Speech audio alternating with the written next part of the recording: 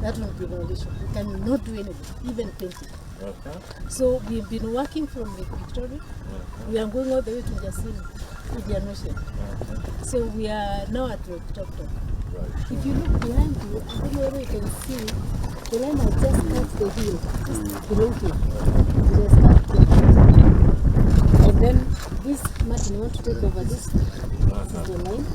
Okay. This is the pin, right, which goes 1 meter and deep.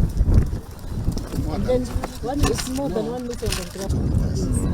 So then they will put the machines here, observe for 8 hours to get the concrete. Excellent. Minister from Uganda. Oh yes. Habari ya kushinda. Salama, habari yako. Ningari tu. I was getting my topography lessons. It's a good thing to know. Yeah. All right.